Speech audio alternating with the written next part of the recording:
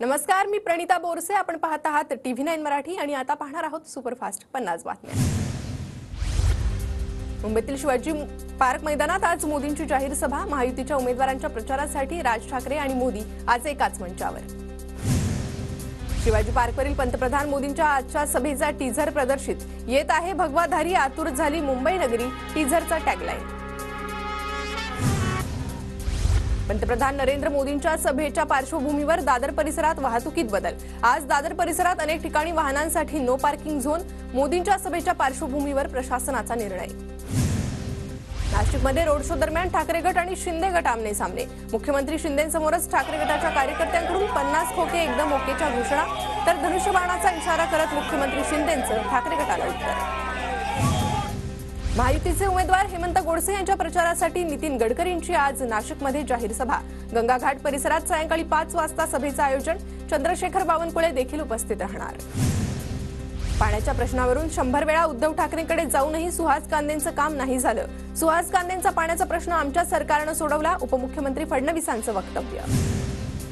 राष्ट्रवादीने नांदगाव मतदारसंघात काहीच विकास कामं केली नाहीत. शिवसेना शिंदे गटाचे आमदार सुहास कांदे यांचा आरोप.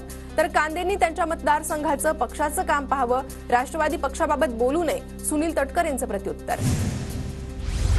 महाविकास आघाडीतील अनेकांनी अप्रत्यक्ष मदत केली. निवडणुकीनंतर महायुतीत मोठ्या प्रमाणात पक्ष प्रवेश होतील. मंत्री शंभूराज देसाई यांचं वक्तव्य. मी सुद्धा पळालो असतो तर कारवाई झाली नसती. अनिल देशमुखांचा भाजपा आणि अजित पवार गटावर निशाणा. मलाही भाजपनं सोबत येण्याची ऑफर दिली होती. अनिल देशमुखांचा मोठा खुलासा. अजित पवारांना घशाचं इन्फेक्शन. डॉक्टरांकडून अजितदादांना काळजी घेण्याचं आवाहन. तर अजित पवार आजपासून प्रचारात सहभागी होतील. उमेश पाटलांची माहिती. अजित पवार महायुतीत 4 महिन्यांचे पाहुणे. शिंदे आणि अजितदादा 4 महिन्यांनंतर कुठेच नसतील. रमेश चेन्नीथला यांचं टीकास्त्र. तुतारीला जास्त मतदान झाल्यानं नीरा उजव्या कालव्याचं पाणी बंद केलं. मोहिते पाटलांना मतदान केल्यानं म्हैसाळ योजनेचं पाणी बंद. शेकापचे नेते बाबासाहेब देशमुखांचा गंभीर आरोप. मनोज जरांगेंची बीडमधील 8 जूनला होणारी सभा रद्द. नारायणगडावरील सभेवर दुष्काळाचं सावट. उन्हाची तीव्रता आणि पाणी नसल्यानं सभा रद्दचा निर्णय. प्रकाश आंबेडकरांबाबत अपशब्द वापरल्यानं काँग्रेसचे नेते साजिद खान पठाण यांच्यावर विरुद्ध गुन्हा दाखल. अकोल्यातील डाबकी रोड पोलीस ठाण्यात गुन्हा दाखल.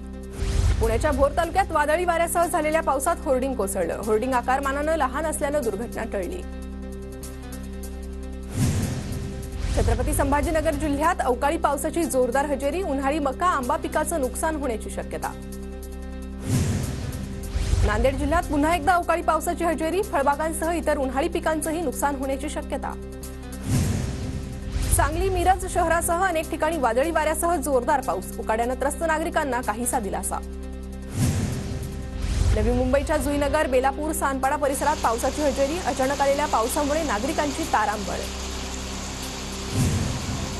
पंढरपूरच्या देवडे गावात वादळी वाऱ्यासह विजेचा कडकडाट. वीज पडल्यानं नारळाच्या झाडाला आग. गडचिरोली जिल्ह्यात सलग 3 दिवस अवकाळी पाऊस आणि ढगाळ वातावरण. आंबा उत्पादकांचं मोठं नुकसान होण्याची शक्यता. नागपूरच्या काही भागात अवकाळी पावसाची हजेरी. वादळी वाऱ्यासह काही भागात हलक्या स्वरूपाचा पाऊस. उकाड्यानं त्रस्त नागरिकांना काही अंशी दिलासा. सोलापूरच्या माढ्यात अवकाळी पावसाची हजेरी. वादळी वाऱ्यासह आलेल्या पावसामुळे उकाड्यानं हैराण झालेल्या नागरिकांना दिलासा मिळाला. बुलढाण्यात चिखली तालुक्यात अवकाळी पावसाची हजेरी. खरीप पूर्व मशागतीच्या कामांना सुरुवात होणार. पुण्याच्या भोर तालुक्यातील नीरा देवघर धरणाच्या पाणी साठ्यात घट.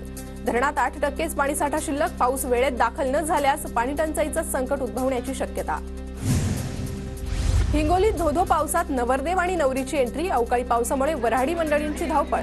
डोक्यावर खुर्च्या चटई घेऊन लावलं लग्न. अवकाळी पावसाची गोंदिया जिल्ह्याच्या तापमानात घट. जिल्ह्यामध्ये तापमान 39 अंशावर. उष्णतेपासून नागरिकांना काहीसा दिलासा.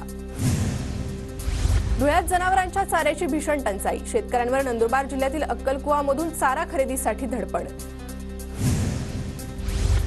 अहमदनगर जिल्ह्यात 1.5 महिना पुरेल इतकाच चारा उपलब्ध. चारा टंचाई भासू नये यासाठी उद्या जिल्हाधिकाऱ्यांची आढावा बैठक. जिल्ह्याबाहेर चारा नेण्यास बंदी. वाशिममध्ये विद्युत पुरवठा सुरळीत नसल्यानं अनियमित पाणी पुरवठा. वाशिम नगर परिषदेच्या सीईओंनी केली खंत व्यक्त. महावितरणच्या अधिकाऱ्यांनी शहरातील विद्युत पुरवठा सुरळीत करण्याची सीईओंची मागणी. जळगाव महापालिकेला कमी वेळेत नालेसफाई करण्याचं आव्हान. नालेसफाईसाठी मनपाकडून 4 प्रभागात 24 लाख रुपये किमतीच्या निविदा जारी. पावसाळा सुरुवात होण्यापूर्वीच नाल्यांची सफाई होणं अपेक्षित.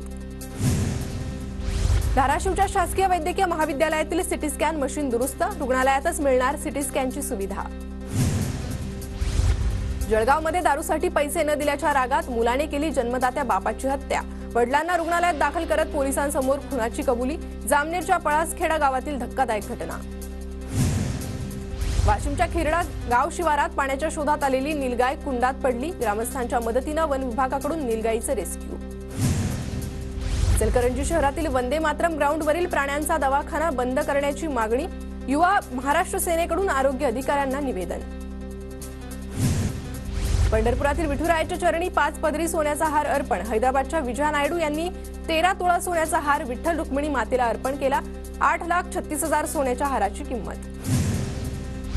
धाराशिवच्या तुळजाभवानी मातेच्या दर्शनासाठी भाविकांची गर्दी. भक्तांच्या सोयीसाठी मंदिर संस्थाकडून पाण्याची व्यवस्था. जळगावातील जैन हिल्सवर मंगळ कृषी जनजागृती रथयात्रेचं जैन उद्योग समूहाचे अध्यक्ष अशोक जैन यांच्या हस्ते उद्घाटन. रथयात्रेद्वारे अंमळनेर तालुक्यातील 154 गावात जनजागृती करणार. कोल्हापुरात क्रिकेटपटूंसाठी चॅम्पियन्स सहारा क्रिकेट अकादमी सुरू. ग्रामीण भागातील क्रिकेटपटूंना आवश्यक अत्याधुनिक सुविधांसह खेळाचं मैदान उपलब्ध. एमपीएससीच्या बहुप्रतीक्षित ग्रुप सी क्लार्क परीक्षेचा निकाल जाहीर. 7,000हून अधिक जागांसाठी भरती प्रक्रिया. ओपन जनरलचा 242 कटआउट.